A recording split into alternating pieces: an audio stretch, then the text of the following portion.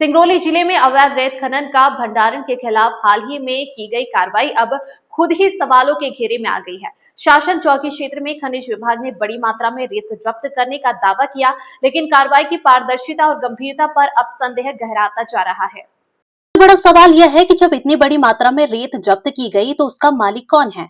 अब तक ना तो किसी जिम्मेदार व्यक्ति का नाम सामने आया है और ना ही किसी के खिलाफ एफआईआर दर्ज होने की आधिकारिक पुष्टि हुई है। इससे यह कार्रवाई केवल औपचारिकता या दिखावे की सख्ती जैसी प्रतीत हो रही है। स्थानीय लोगों का कहना है कि यह कोई पहला मामला नहीं है। पहले भी कई बार अवैध रेत के खिलाफ कार्रवाई की गई, लेकिन हर बार नतीजा सिर्फ जब्ती तक सीमित रह गया।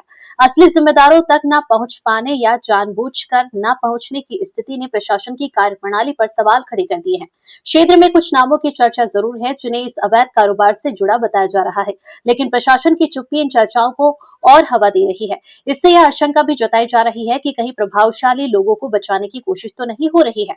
विशेषज्ञों और सामाजिक कार्यकर्ताओं का मानना है कि अवैध रेत खनन केवल कानून व्यवस्था का मुद्दा नहीं, बल्कि पर्यावरण और राजस्व से भी जुड़ा गंभीर विषय है।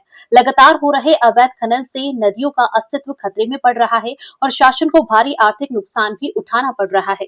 लोगों का साफ कहना है कि जब तक पूरे नेटवर्क पर एक साथ और सख्त कार्रवाई नहीं होती, तब तक इस अवैध कारोबार पर रोक लगाना संभव नहीं है। सिर्फ रेत जब्त करने से समस्या का समाधान नहीं निकलेगा, बल्कि इसके पीछे काम कर रहे संगठित गिरोह और उनके संरक्षणकर्ताओं की पहचान करना जरूरी है। अब क्षेत्र में यह मांग तेज हो गई है कि इस पूरे मामले की निष्पक्ष और उच्च स्तरीय जांच कराई जाए, ताकि सच्चाई सामने आ सके और दोषियों के खिलाफ कड़ी कार्रवाई सुनिश्चित हो। साथ ही प्रशासन से यह भी अपेक्षा की जा रही है कि भविष्य में इस तरह की कार्रवाई केवल कागजी औपचारिकता बनकर न रह जाए, बल्कि वास्तव में अवैध खनन पर अंकुश लगाने का माध्यम बने। ग्लोबल इंडिया टीवी सिंगरौली से बंशमणि द्विवेदी की रिपोर्ट।